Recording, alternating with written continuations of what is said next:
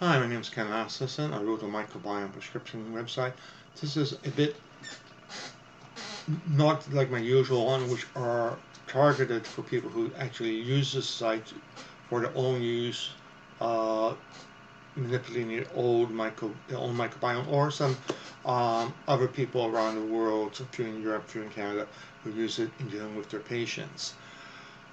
What I'm going to talk about is the API, application programming interface, available for there, and it's part of a basic offering of research as a service. And I say research as a service is because the biggest component of microbiome prescription is a massive database which is constantly being updated from studies from PubMed, and there's a whole bunch of things about how to do it. If you go to the page, you'll find a quick demo of what I have built through the years to expedite the extraction of data, which is doing a pretty good job. It seems to catch most of the items, not 100%, but it gives a probably 95% of significant items are captured by it. And you'll find also over there, you'll find more additional information about it. Basically, the intent is to make it available for commercial use for people who are interested in improving their offerings to their customers with better results. But it's not prescriptive, as in, I'm not doing your work for you. I'm giving you access to a massive database which you can now make use of to define, improve, and make wonderful your offering according to whatever your temperament is. So this is about understanding what the API is and what you get and what you don't get. Let's start by going over and look at what a user, a person who connects up to the microbiome prescription website, does. First of all, they get a sample, and the sample is from many different providers. There they get a sample in. They then go over and they select how to do analysis of the sample, and there is literally probably close to 100 different choices of how, more than 100 actually, if I count everything, way to select which bacteria we should look at and consider it. And it's important because there are 13,000 different bacteria which are being reported. 13,000. Which ones of those do you pick becomes interesting. Once you have picked the bacteria, then the question is how to determine the importance.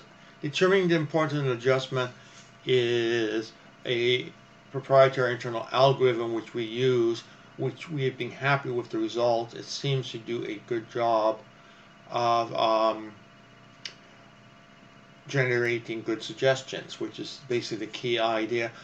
And by generating good suggestions, I mean explicitly for several conditions where I have sat down, done analysis of somebody's result with a known specific diagnosis, get the list.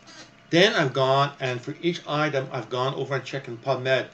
Does vitamin B12 help or hurt somebody who has chronic fatigue syndrome? It helps, and that's right on the list. Oh, I run it for antibiotics. There are thousands of antibiotics in the database. Guess what? The three which shows on the top of the list, I go over and check the literature. Guess what?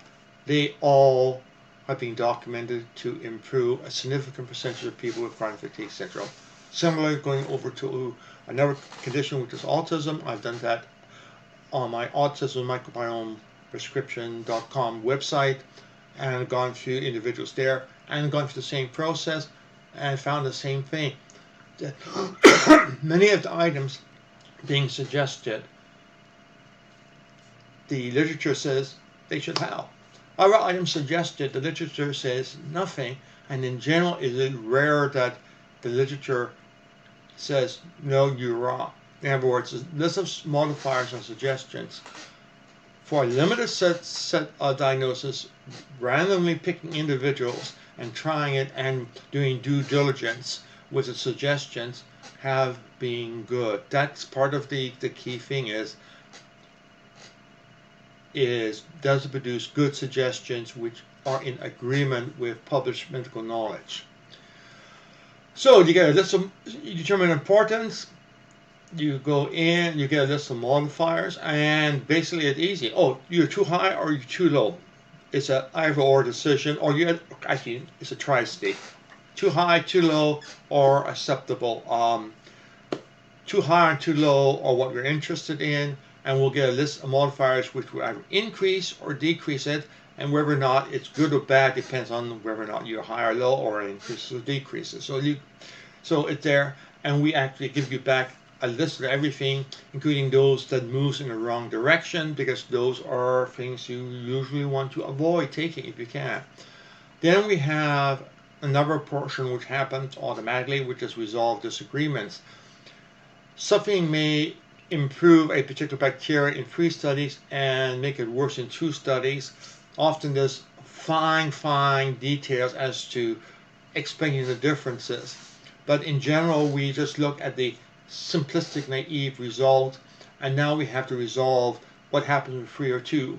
Or for each substance, it helps one of the bacteria we're trying to adjust and doesn't help the other one.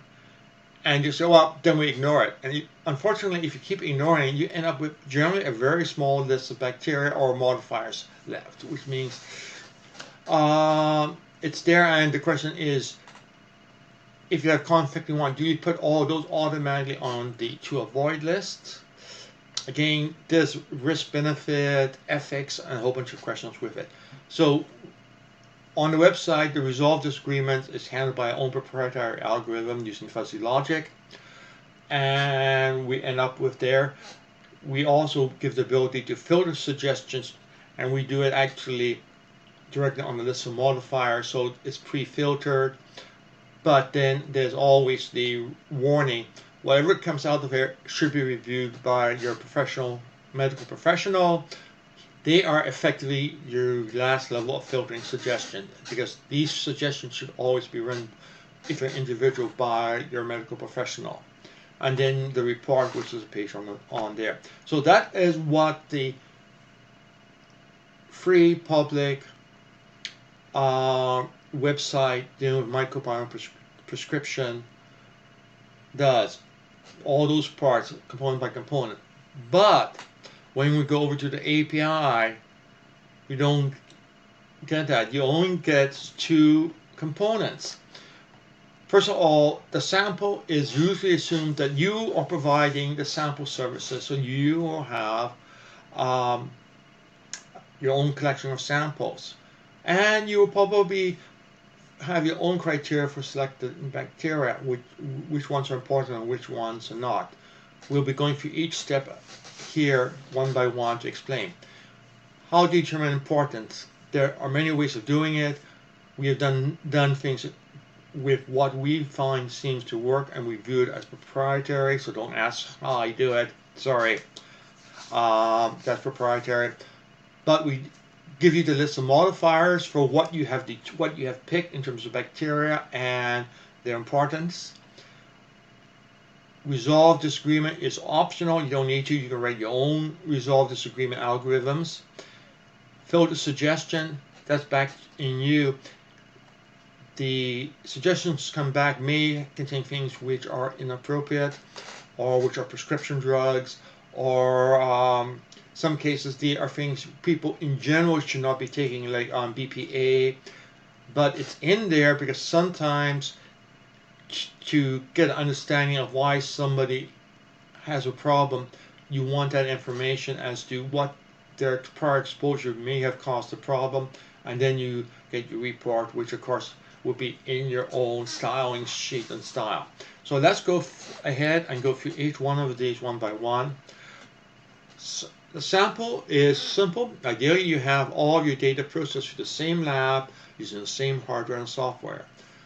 MP takes data from a heterogeneous collection of lab. It makes our analysis less accurate, more fuzzy, more problematic. One lab may report over 500 samples, that particular bacteria shows up in 5% of the sample. Different lab reports are showing up in 45% of the samples. That does not make for a fun time, and it's to be expected. I did a blog post called the Taxonomy Nightmare Before Christmas, which I did 1 year just before Christmas. And it is well known to the National Institute of Standard Technology. There are no standards, and the result is it's a wild west for what different labs report. If you are doing your own lab, you have a nice thing as you have consistency, which means you should have more accurate results than one microbiome prescription will do, because we deal with heterogeneous. Here are examples of some of the inputs we are taking and how many bacteria are reported, and you can see some cases we get up to an impressive number for a single sample. 4,800 different bacteria are reported. For a more common one like 5, we almost at 2,000, biomicides 1,300. So we can get a very large number of bacteria coming in. So now you have to figure out which bacteria to select. And here it's where not the science of the microbiome, it's art. It's very critical, and it is art. There are 1,000 ways of picking. You have 13,716 items in my database, which shows up. How many you have from your lab, who knows? Now the problem comes, which ones are significant to helping the person and which ones are noise? You could say, oh, all of them is problematic, or you may become problematic.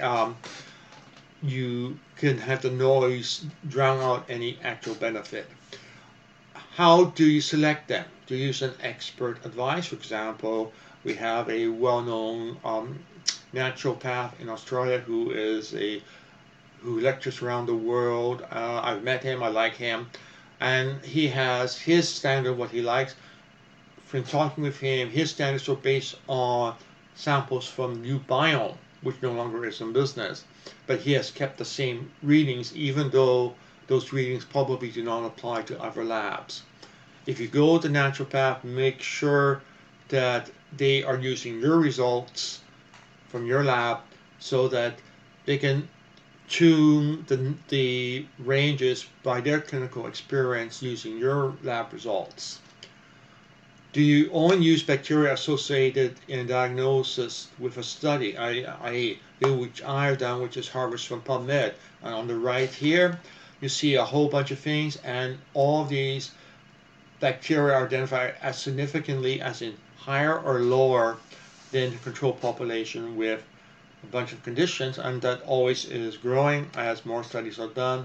Do you just select those bacteria because those are the ones? But then becomes the question, what if a person has multiple diagnoses? How do you deal with it? With a human doing it on our side, we have a resolution. The resolution is something called consensus report, where they actually do 15 different analyses, aggregate all the results together, and come up with a consensus report. You can do the same thing you want, but that means you need to give 15 different ways of selecting the bacteria. Do you pick things which are in the top of the bottom in percent, as in anything which is above 95% or below 5 percentile, or some other criteria? Do we restrict it only to bacteria commonly seen? In other words, if just bacteria is only seen 5% of the time, do you ignore it?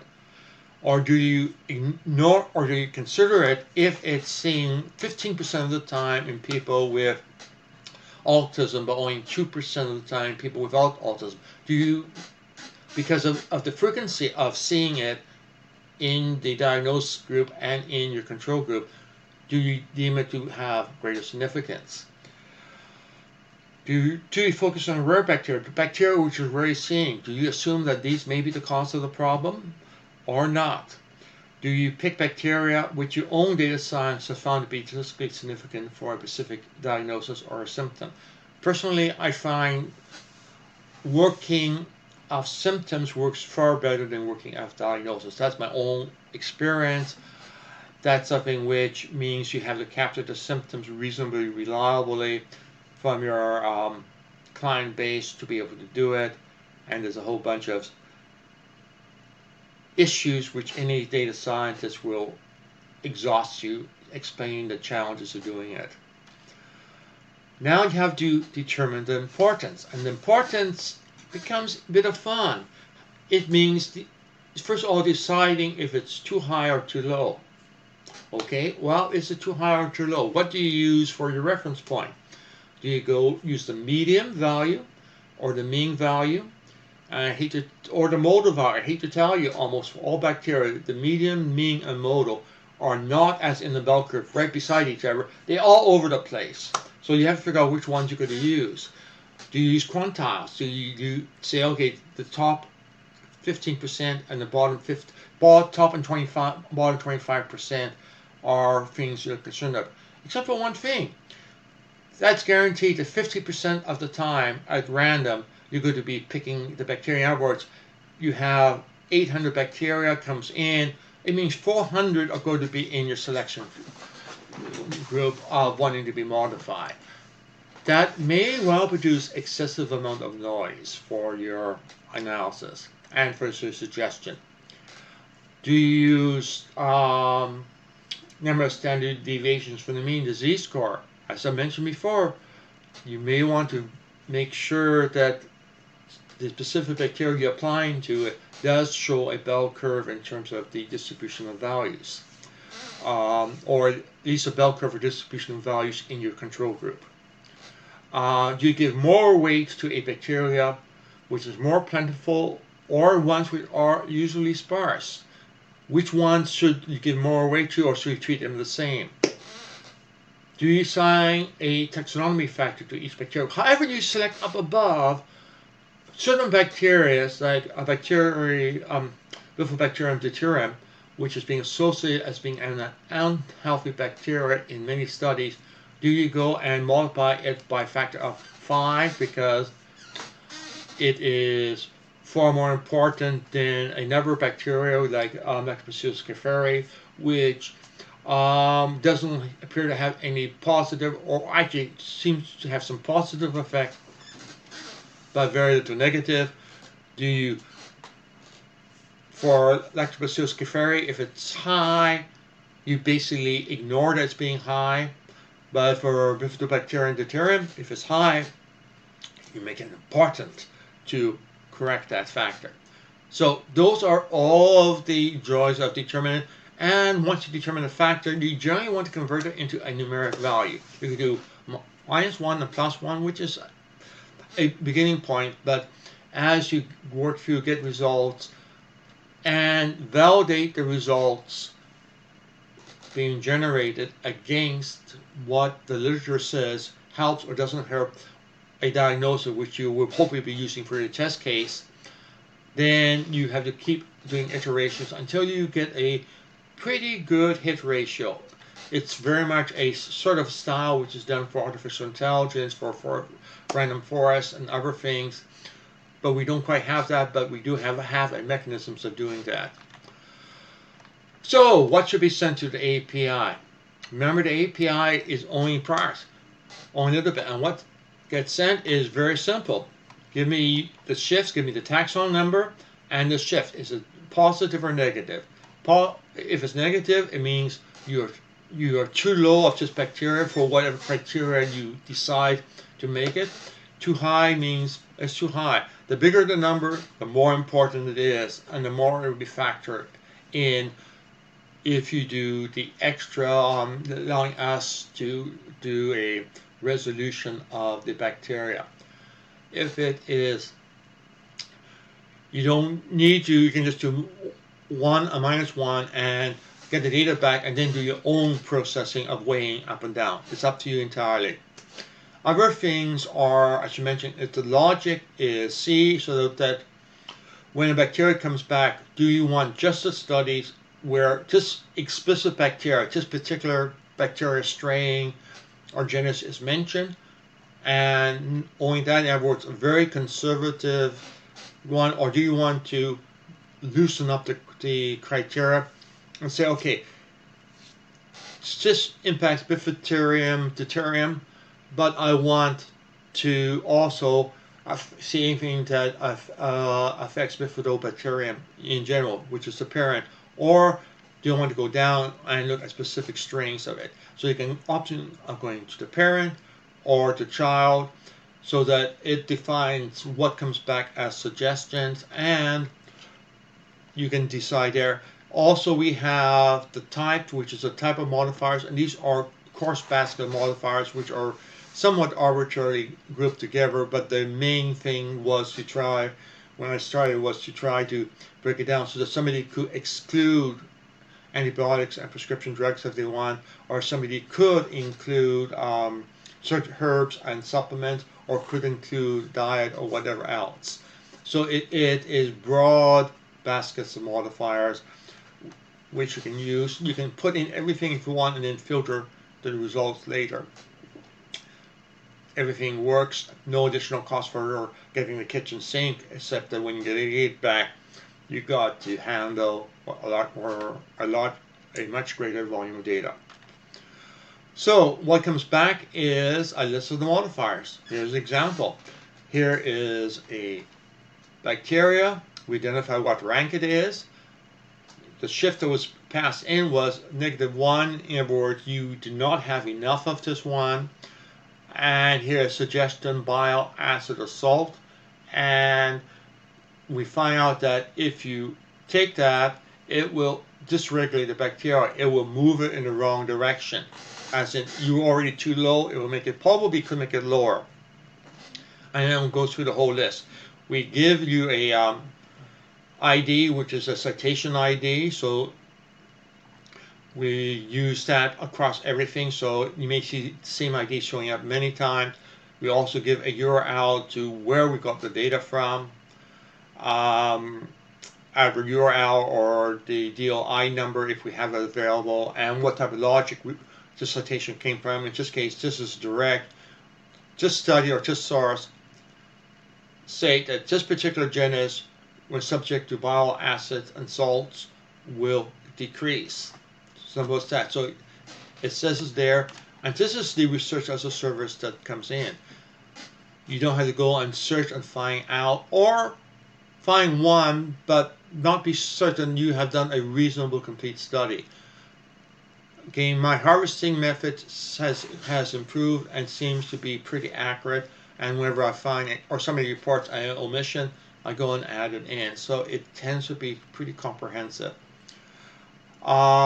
Key word is the warnings here. You may have them disagreeing. One may say impact improves or normalizes bacteria. Another one for the same substance may states that it is dysregulated bacteria. So you get the context.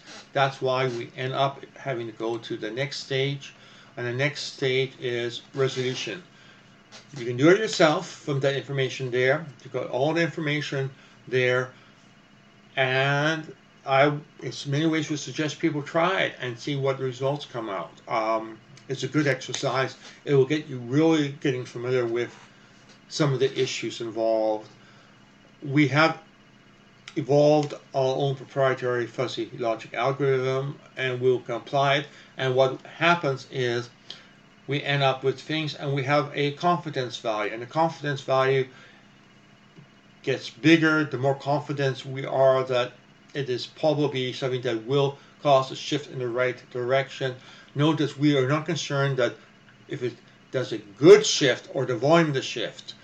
Most of the time the data gives us enough information to compare two substances against each other. It's just not there. So all we know is we can predict with certainty whether or not there's higher probability of it moving things in the desired direction.